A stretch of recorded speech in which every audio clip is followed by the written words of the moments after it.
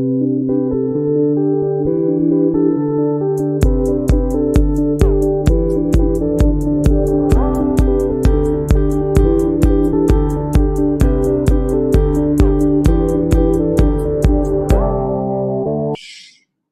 back, everybody. I'm Deb. I'm Maria.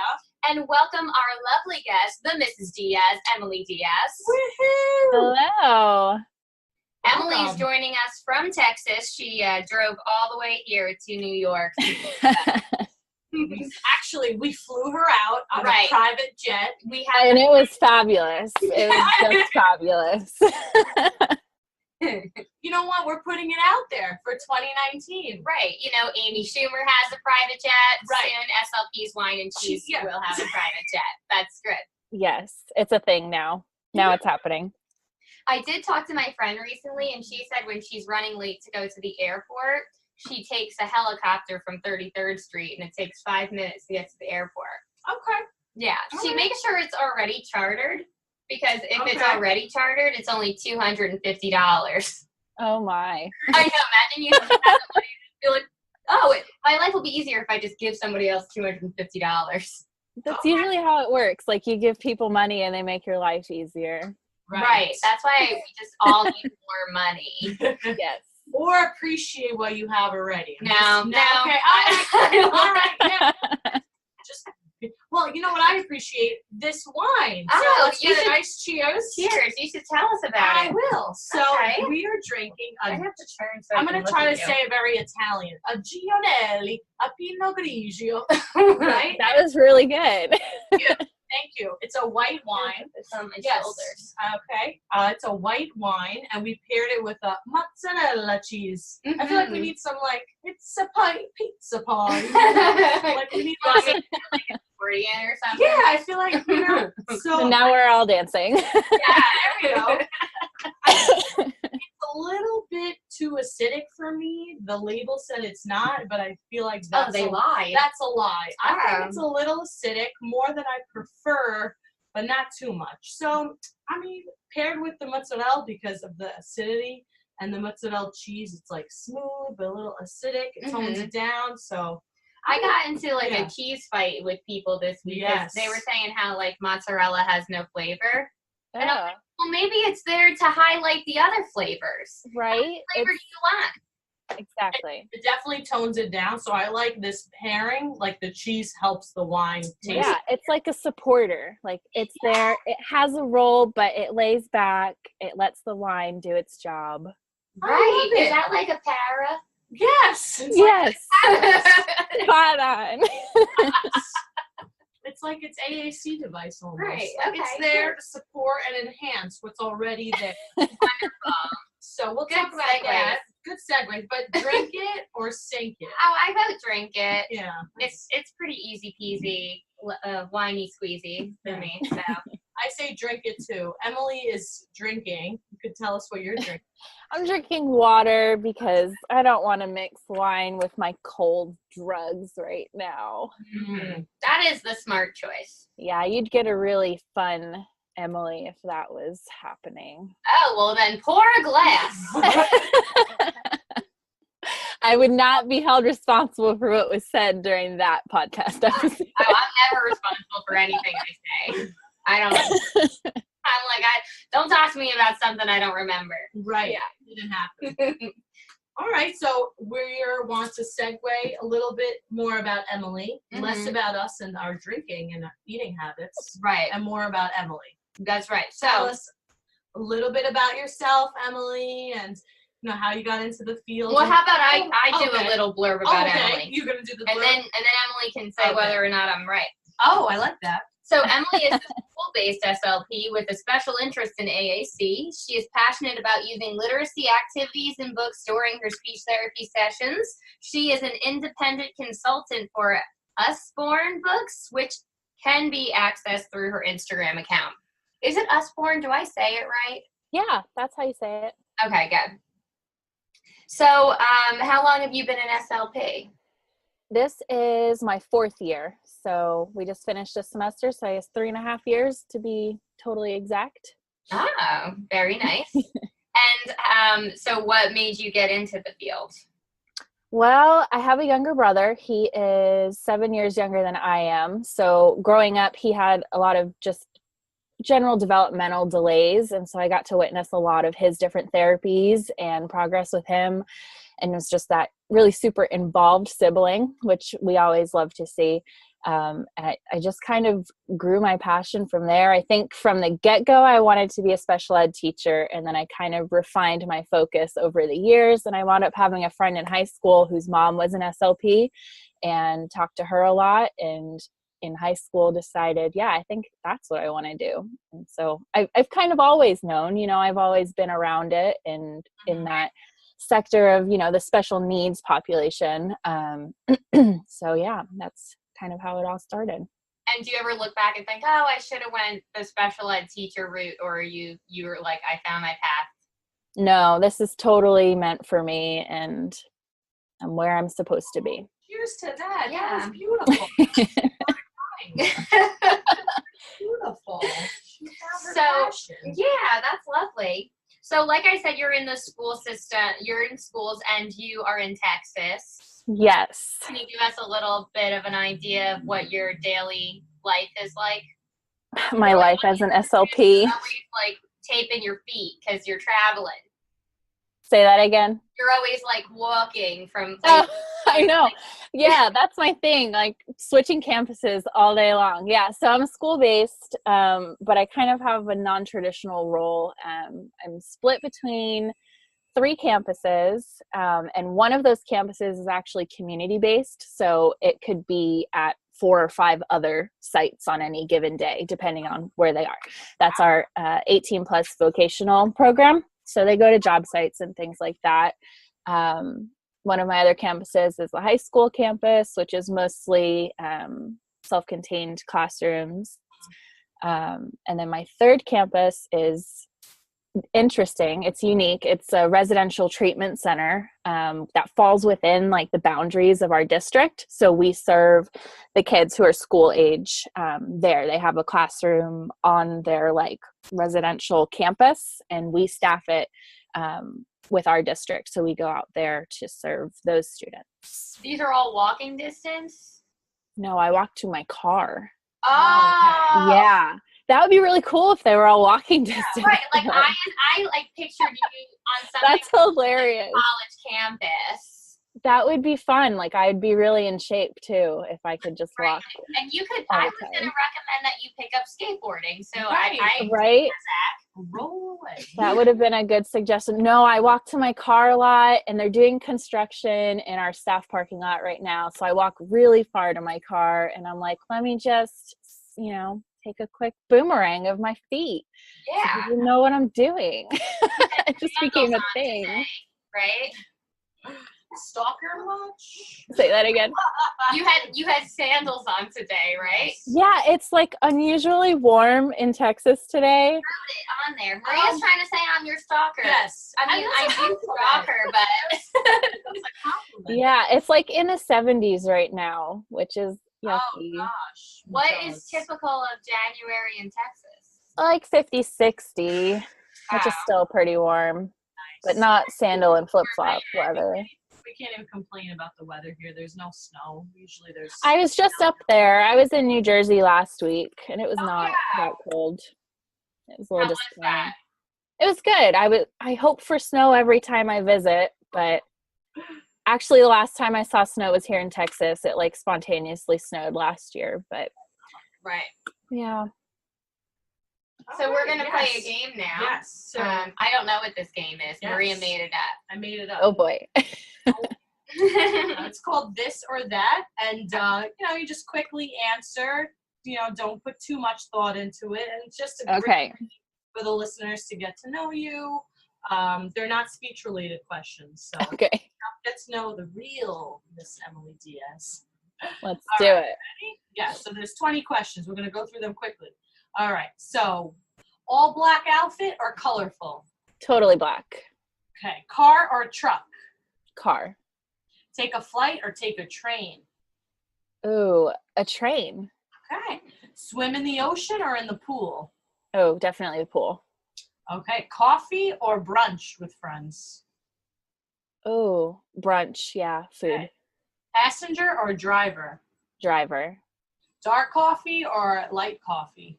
Light coffee. Tim Hortons or Dunkin' Donuts? Oh, Dunkin' Donuts all the way. Okay. Ebook or regular book? Regular book. Steven Spielberg or Stephen King? Stephen King. Okay. Kindle or iPad? iPad. Shakespeare or Bronte Tales? Shakespeare. Scary movie or comedy? Comedy. Sushi or Italian? Oh, that's a hard one. Yes. Oh, Italian. Okay. FaceTime or text? Text. Fear of spiders or fear of heights? Heights. Okay. Organized mess or neat and organized? Organized mess. Yep. Okay. Make a craft or buy it online?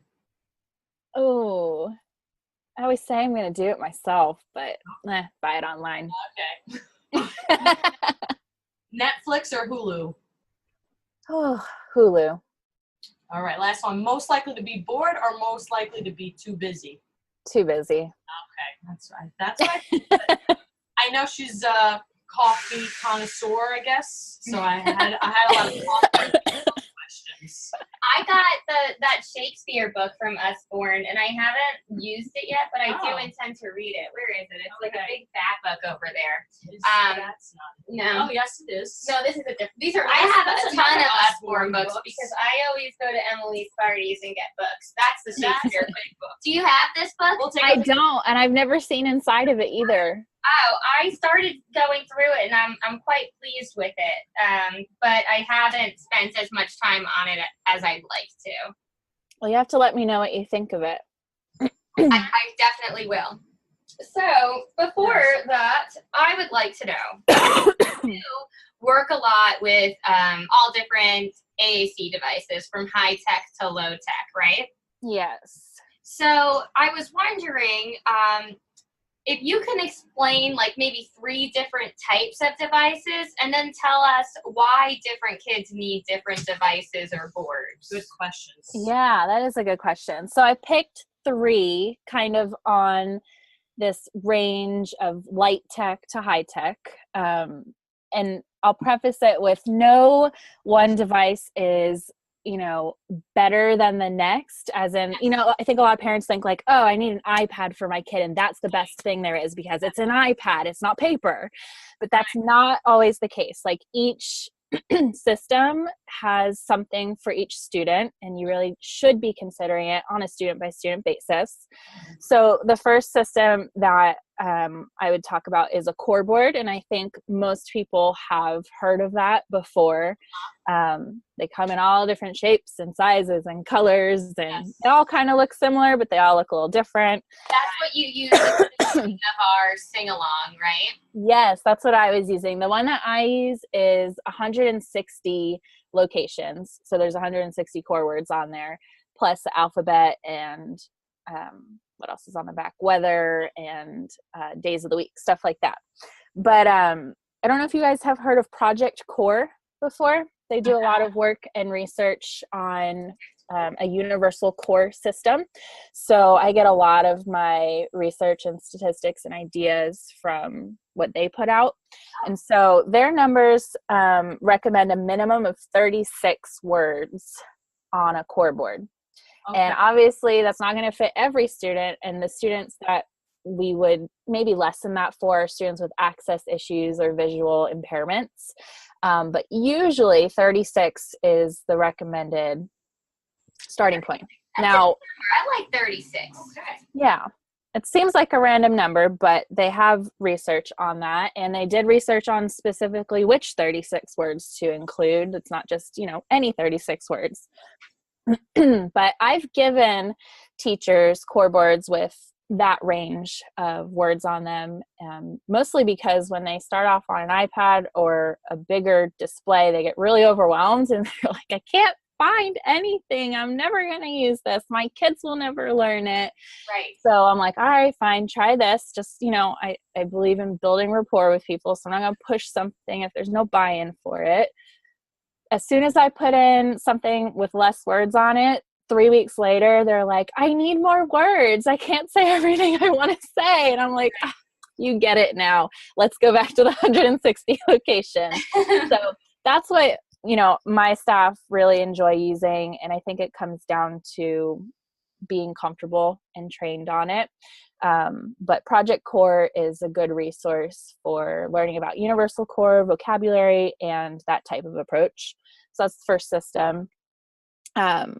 A second kind of system on the opposite end of that spectrum, on the high-tech end, an app like Touch Chat or Proloquo Go or Lampboards for Life. Those are all popular apps that I think are out there. And some of those also have designated devices through the companies that can be purchased or funded through Medicaid.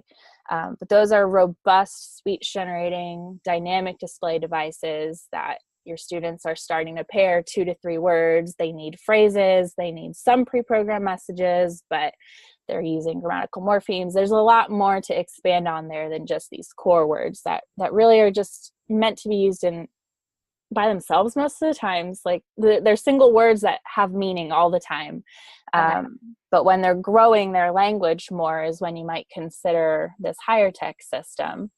It's also more portable, and it's totally normal to be seen walking around with an iPad versus just like a piece of paper.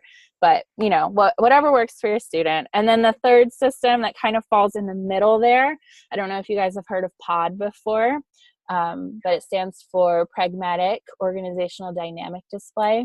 And it's a dynamic display, but it's paper-based. It's super thick. It's like this thick when you put it together.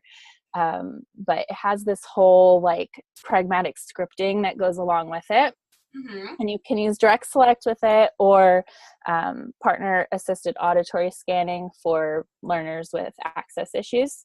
But it's a robust paper-based system to give students access to that full depth and breadth of language, but not on a high-tech system. Sometimes there's, limitations with children throwing devices or, their iPad they just play games on and they can't learn to separate that this is my talker or things like that. So POD is another system that I use a lot with my students. So I think those 3 are probably the 3 that are most commonly used in my district and that I've seen kind of out and about.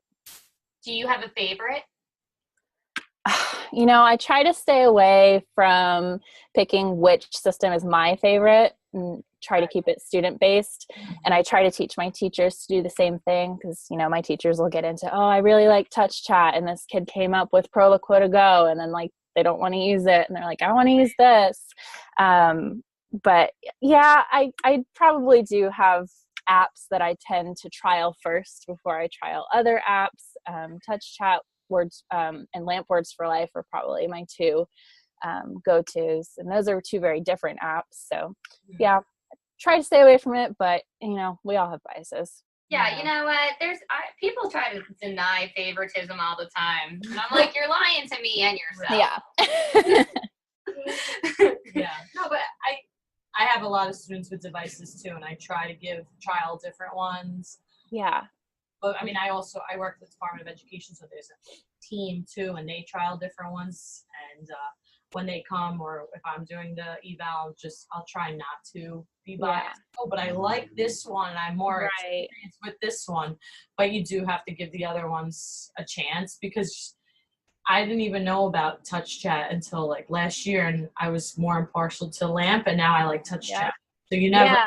So give them a chance. Yeah, and it's important to continue your own education and making sure that you're learning what systems are out there and what, the differences are between them. They talk about that pairing students with, specific feature matching on devices and things like that.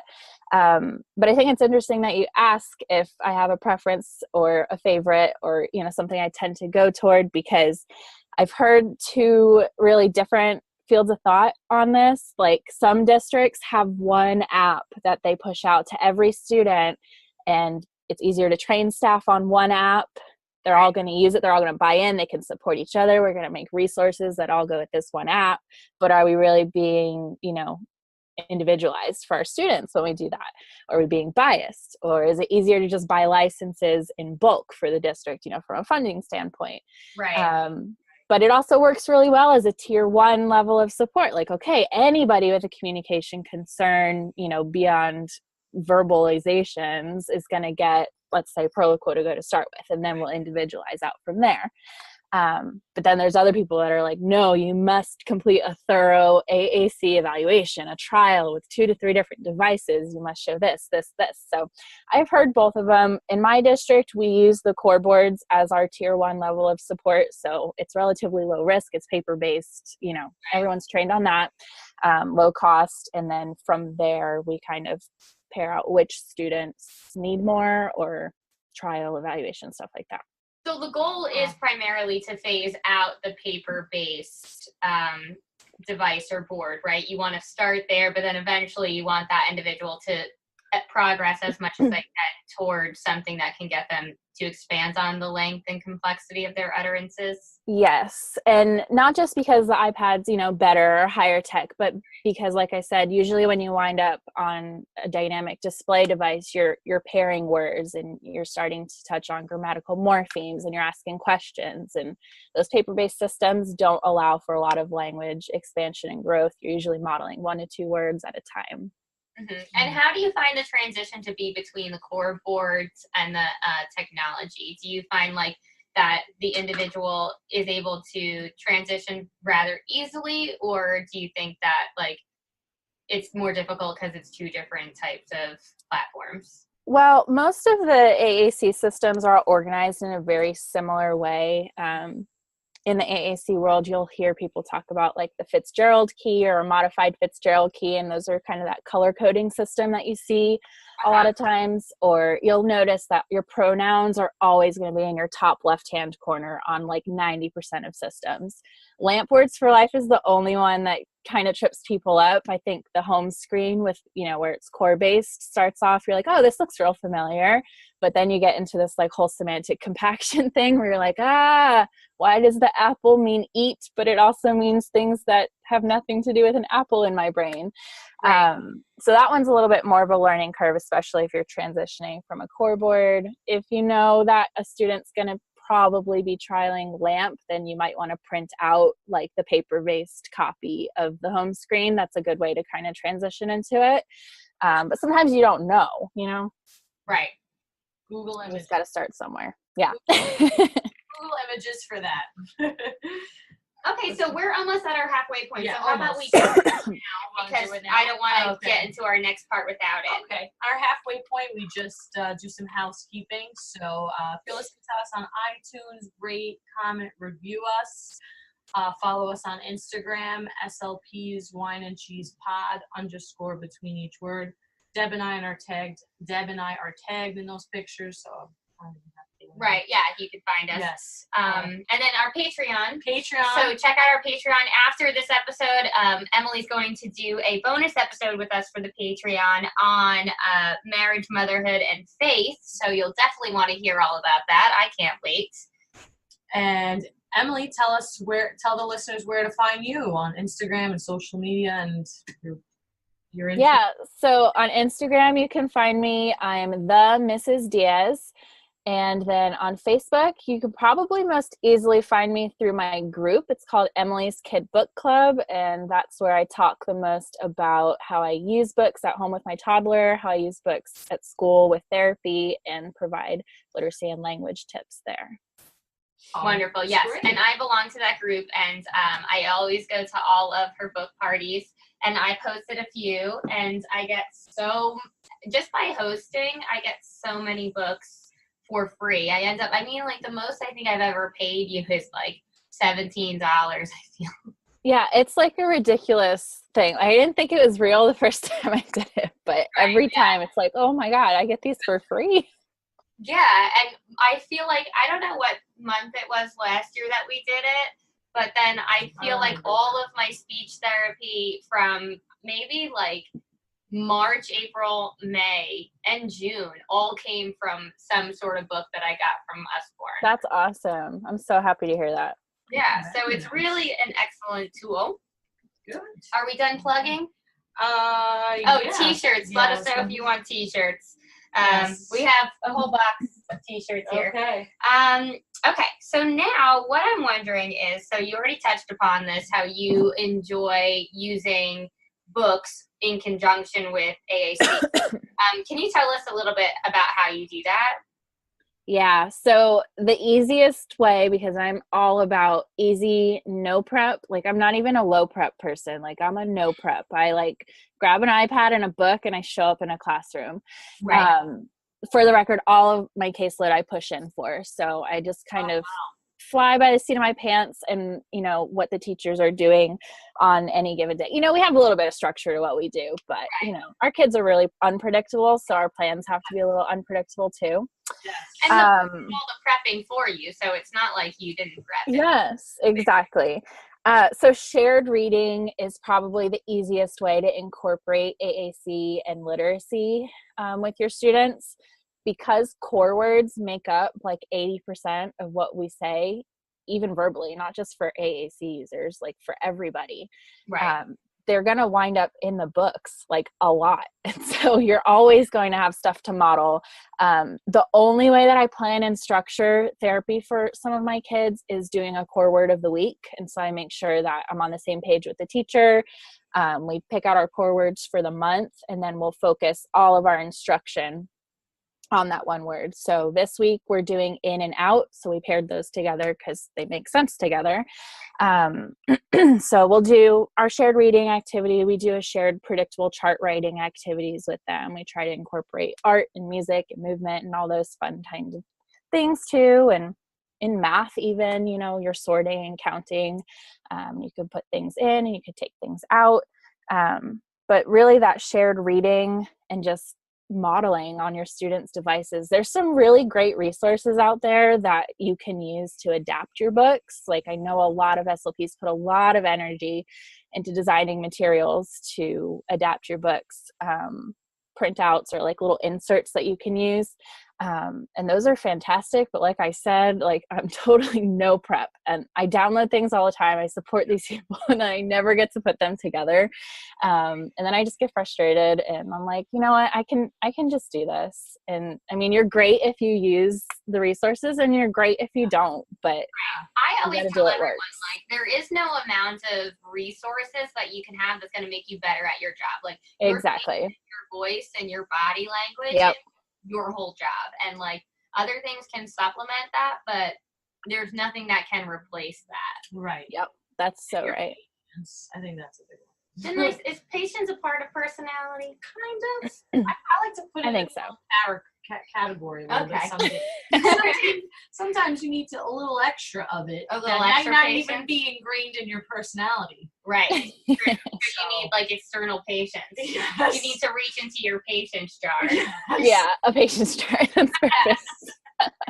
What is a patience jar filled with? Chocolate or like, I don't know, your watch, like 20 minutes of this, and I just gotta take some deep breaths. So, you know, your own little reinforcement system. It did not make me sound good. It just felt like some days we have some days like that. So that's all. Yeah, of course. Not saying every day, just some days. Some days. Okay, so I have a couple different categories here, such as EI, pre-K, elementary, middle, adolescence. And I'm wondering if there are some book titles that you could suggest for each of these age groups or levels of functioning, however you would like to. Absolutely. I picked a few for each category, but that doesn't mean they're exclusive to the category. I use books from like the EI pre-K category all the time, and I work with high schoolers. So you can totally adapt these to work with whatever age your students are, as long as you're being appropriate and respectful to your students. So I don't know if you guys have show notes that you can include these in, or maybe people just want to jot these down, but we will create show notes. Yes. Maybe you could take a picture of your paper. We will put that in show notes. Yes, or forward us if you haven't, like, you typed it. No, she wrote it. No, I definitely did not type this. I'll take a picture of it. Fine. Yeah. Okay. That's cool. So I'll tell you what they are now, and then if you get a chance to look at the show notes, you can read those again. So for our itty bitties, the EI friends, my favorite books are called All Better and I love that Little book. Bear Needs Glasses. Do you have those ones? I have All Better. I don't have the glasses one. Yeah, so the glasses one is the same concept. Both of these books have like these repositionable stickers, and so it's a really interactive book that the kids can get hands-on with, because the little ones don't want to just sit there and listen to a book, you know, that you're reading. They really want to get their hands on it, and that's a fun way to incorporate them. And of course, having them turn the pages. They have thicker pages that don't rip as easily or at all. And then the other book I like for that age group are the very first noisy books. You probably don't have any of those, because do you have any of these? I have this book right here that's handy, but this is not. Oh yeah. I like this book. I use this. It's Who's Up in the Air. Is that? Yeah, that's a good who question book. The very first noisy books have the little buttons on the side. Yeah, and I like them because they're essentially wordless. They have like little animal sounds or whatever the theme of the book is. Like the train one probably has train sounds in it. But it's really open-ended to just talk about the pictures and incorporate kind of the sounds. The cause and effect of the buttons are good for that age group. For pre-K, I like the 1001 Things to Spot books and the big books, because there's so many of them that you can kind of pick and choose a theme based on what their interests are. I think you really need a lot of buy-in from the preschool kids to sit with you and have something like, you have to be on all the time with preschool. I like this phrase buy-in that you Oh yeah, that's a big phrase. Like getting people on your side. Yeah, that's part of who I am as a person. Like, I'm such a people pleaser that it just like bleeds into my work, that it's important to me that both my students and the staff that I work with agree with what I'm doing and are happy with what I'm doing to support them. So yeah, buy-in and building rapport are important to me. Well, I think it makes you a team player. You know, I like that. I feel like people pleaser has like the negative connotation. Yeah. You're a team player. You want to make Team sure player. what you're doing is going to carry over into the classroom and at home, because yeah, that's a huge part of it. The beauty of AAC and communication, it doesn't happen in a bubble. Exactly. That's why I push into all my students. I need it to carry over and generalize more than anything. Wow, look at you. So for our elementary readers, phonics readers, do you have any of those, Deb? The little phonics reader books? Yeah, I know those. Is the Wizard of Oz one? Yeah, so 5. I like that. So you have a lot of Bear lost his tail. Yeah. The phonics ones and the early readers. The elementary kids love the picture books. So my favorite picture books from Usborne are called Boy, Lemur Dreamer, A Tale of Two Beasts, Nibbles, and Dragon Post. Those are probably my top 5. I love A Tale of Two Beasts. Yeah, that one's great for like perspective taking. Yeah, like I love it. Yeah. Did I ever show you that book? No, but I want some Osborne books now. You gotta do a party with Emily. I will. Let's party. Yeah, and she like you tell her what groups you have, and she recommends like the first book I ever got was the Shine a Light Train book, which was those are fun.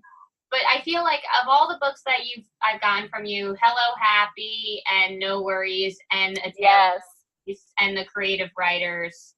Those are some of the ones I was going to recommend for like middle high school age. The No Worries, Hello Happy. There's a new one called Be Brave. Oh, I need them. And then there's one called Bully on the Bus that I feel like you would really like. It's like chapter book style, but written in prose. So it's really cool to kind of dissect it. And it's a pressing issue for our, preteens about bullying. So that one's always sounds important. like a good middle school book. Yes, it definitely is. So do you, just to interject in here so I can be part of the Cool Kids Book Club, do you, because since we're on the topic of books, so if you can give us like an example of how you would use like a core board with these books, or like the dynamics. So like, for instance, I don't know, that Bully on the Bus book, would you use like, I don't know, what would you use? I'm thinking something, it might be different from what you do. So. Yeah, so like for example, the All Better book, like it's a fun interactive book. I like to give my kids something to do hands-on.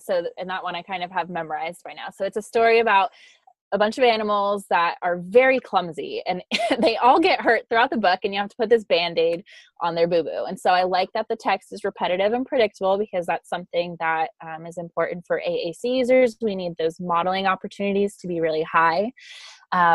So like the first page says, dog went out for a walk and he didn't look where he was going. Oh no, he fell down. Clean it, kiss it, put a bandage on it. So on is a core word. And so if that was our core word of the week, I'd give them a Band-Aid. I'd model again on the core board, say on, you're going to put the bandage on the dog. And so there you already have 3 repetitions of the word on. Yeah. And would you require that the child also touch on, or you're just modeling it and they're following through? Yeah, you don't want to require, you only want to inspire. So I never make them touch anything. Wow, that's great. I feel like that was a struggle that I had. Like sometimes using hand over hand can be off-putting. Yeah. So, I mean, sometimes there's more modeling and prompting than other times, but I never force a kid to touch it before we move on. Like I'll never say, put the bandage on the dog, touch it, here it is. Come on, you can do it. Put your finger right here, and then do it for them. Like I don't ever do that. Good. Yeah, I like that approach best. Sounds very like your approach is more like naturalistic, and you're trying to. Yes. That's how you're combining the two. You're inviting. She's in. Yes. I had a friend inviting. Like, I invite you not to do that. I love that. I know. I forgot I wanted to use that more. It sounds so like positive and inviting, and then you're like, oh, you don't want to do that. That's great. I'm going to use that tomorrow.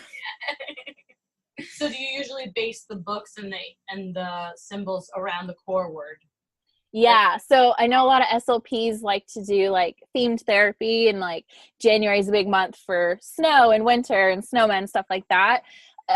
It's a little bit harder to find resources, like I said, especially for this type of population. Anyone working with like middle school, high school, or complex needs, there's not as much resources out there. And I'm such a no prep person anyway. So I just pick that word and like whatever fits with it. The whole week might, look like different things. Like we might be talking about pizza on Monday. We might be doing predictable chart writing about something that has nothing to do with pizza, but it all incorporates that core word. And so that's my focus, is making sure those model opportunities are high. Well, you're showing how that core word can be applied to different things. Yes. So that's excellent. Yeah. Great. So we were thinking we wanted to remove some AAC myths. Is there like one thing or you could share with us that like you hear so much that like kind of makes you cringe? Yeah, there's 3 of them. So the first one that I hear a lot is that using AAC will inhibit speech production. Right. And research has totally busted that myth over and over again. It actually, when provided simultaneously, improves speech production. So very rarely are we sitting there with a core board or an iPad mute and like just touching stuff. Like you heard me modeling right now how I would use that book. So you're always pairing speech with what you're modeling on aided language system. So yeah, that myth is busted. It does not inhibit speech production. Okay, busted. The second one is that some kids aren't ready or they're too young to start AAC.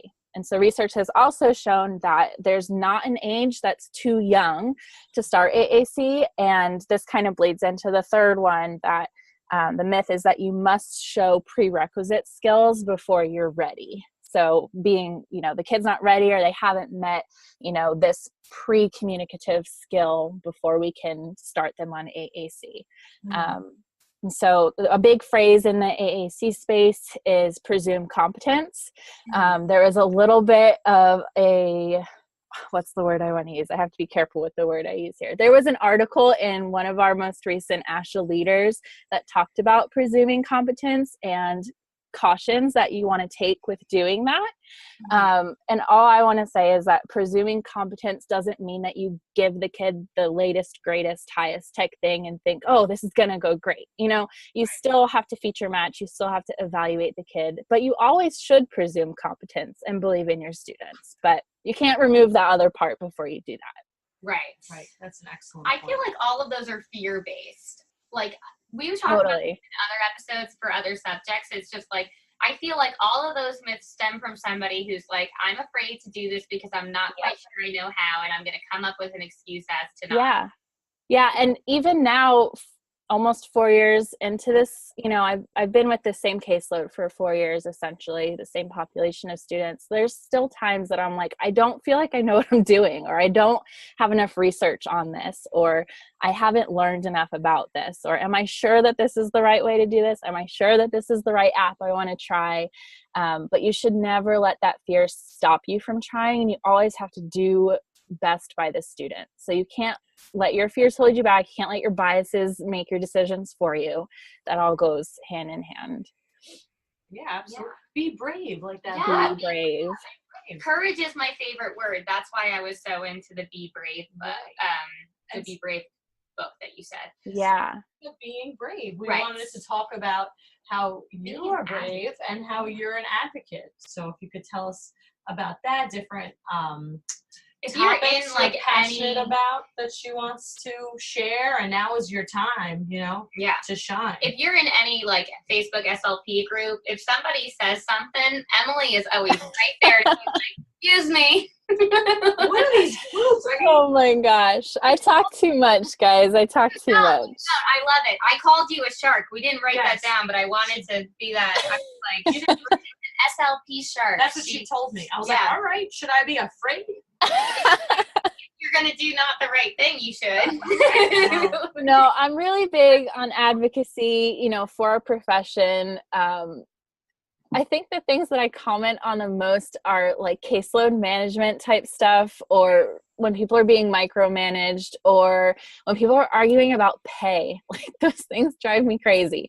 So some of the things that I've advocated for, you know, in my own job are an appropriate workspace. And I think a lot of people talk about that a lot. Like, I think, was it you, Deb, that posted no more speech in the hallway today? Oh, yeah, I want hashtag what was it? No more speech in the hallway. Yeah. No speeching in the hallway. No, that's perfect. I just have all these desperate people messaging me all the time, and I'm like, you need to tell them that you will leave. They need to be out of compliance if you're not there. And if people continuously accept these things, then you're just going to perpetuate the cycle of unfairness. And people complain all the time, like, what does ASHA do for us? ASHA needs to fix my workplace for me. ASHA has a ton of position statements out there that you can use and take to your administration, that you can use to advocate for yourself. Like, ASHA's not going to come show up at your campus and do it for you. Right. Yeah. So everyone out there. I like it. Yeah. So I started off in a closet, and then I moved to a bigger closet. And then for 2 glorious months, I had an office with a window, and then I got kicked out of it. But I'm in a good space now, and it took me, you know, a little bit of advocating for it, but I think it's important. I wouldn't be terribly mad about a closet, because that does imply a door, and it must be big enough for you to sit with somebody else. It's not my favorite of spaces, but then also, like, you can't, you know, beggars can't be choosers, and schools only have what is allotted to them. So, like, so I don't hate the closet, but, you know, just snoop around that. It's an upgrade from the hallway, though. Hallway is unacceptable. So if someone's treating in the hallway, you could say, you got at least a closet for me? I mean, that's a FERPA violation. We can't be doing therapy in the hallway, people. I'd be like, you better get me a really cool tent if you think I'm going to do it hallway. The theme is camping. Yeah.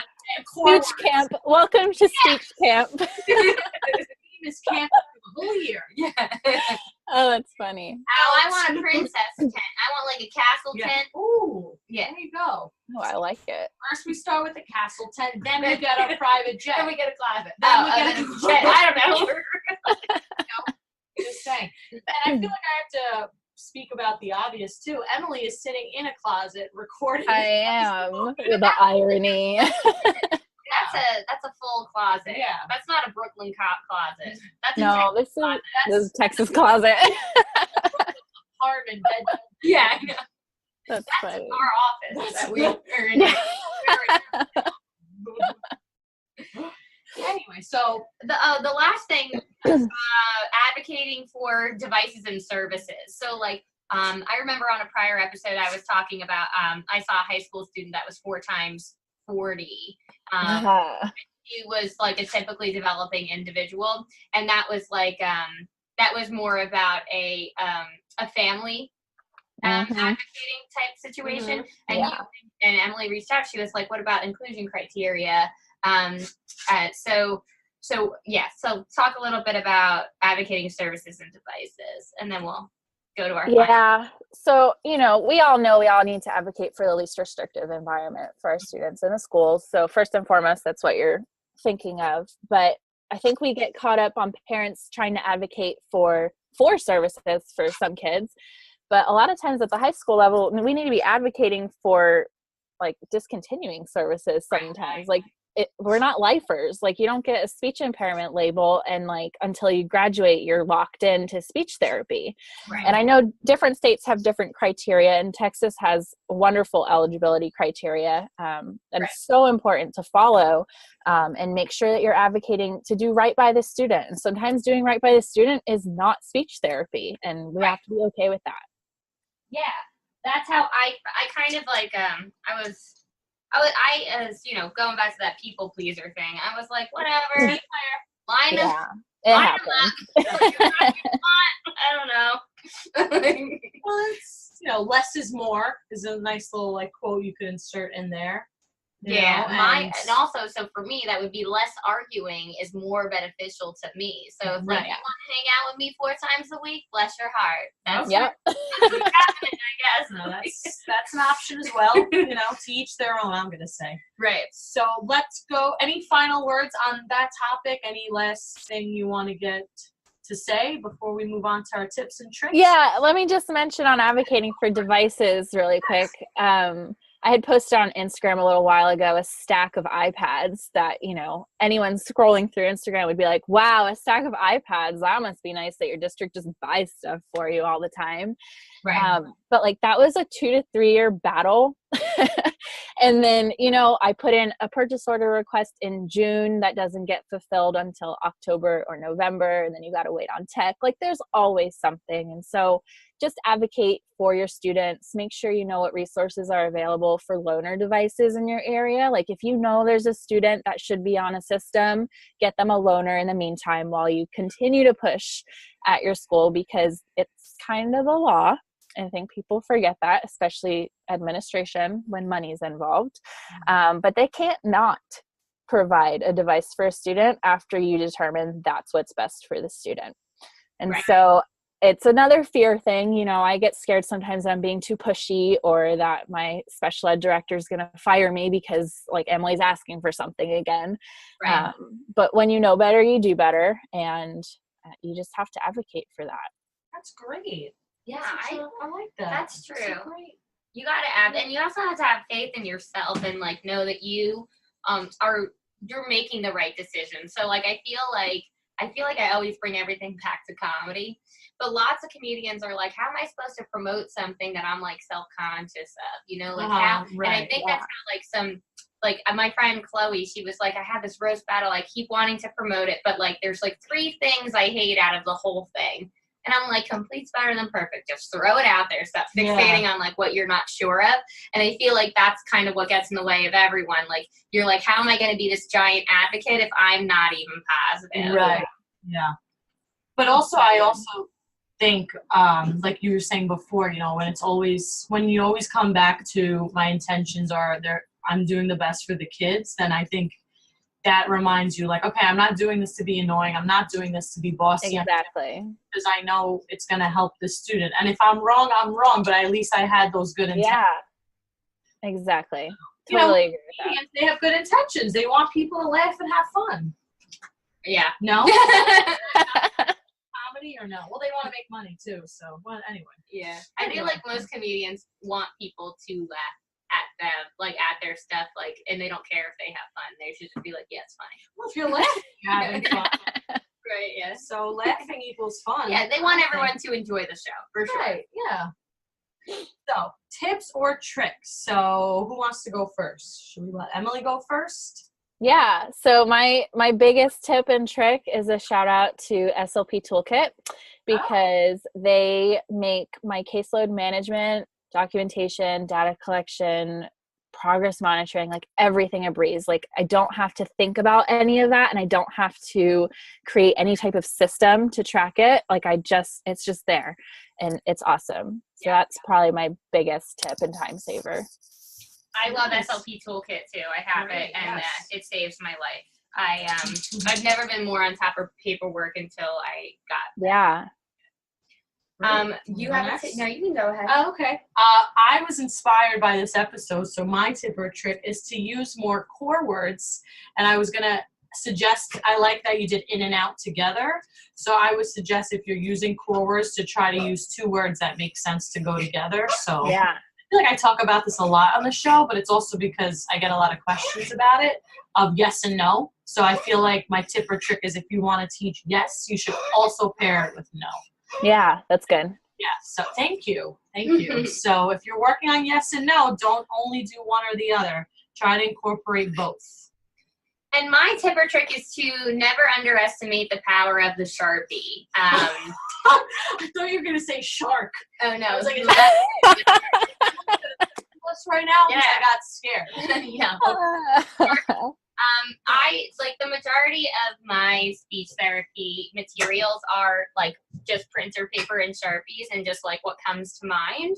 And it's like you could just do anything, like draw your favorite animal or create a new animal. Like you could just write that and then draw a bubble, and then everybody, you know, it's good for conversation and then written expressive language skills. So you don't need to buy everything under the sun, but you do need Sharpies. Good. And OT, good one. Handwriting. Right. So writing. Yeah, it's good. Yeah. Okay. And for our last, we're going to end with a quote, and we're going to have our lovely shark guest end it. Emily Diaz. Her wrestling name. So my shark, like. My favorite quote has to do with AAC, of course, and I'm probably paraphrasing someone else's quote because, you know, nothing's new these days. It's 2019. But the best time to start AAC is in early intervention, but the second best time is now. Right. Oh, love it. Love that. That's very good one. Yeah, start it now. Yes. I'm getting more and more into just utilizing visuals in speech. I think because you're hanging out with me too much. Yes. And Asha, anytime I talked to Deborah, was like, she just really likes visuals. She really does. Yeah. That's great. AAC's visuals. That's right. All right. So on that note, this has been episode 31 of SLP's Wine and Cheese. I'm Deb. And I'm Maria. And Emily, tell everyone bye. Bye, guys. Thanks for hanging out with us. Bye. Good night. Okay, so ciao. Adios.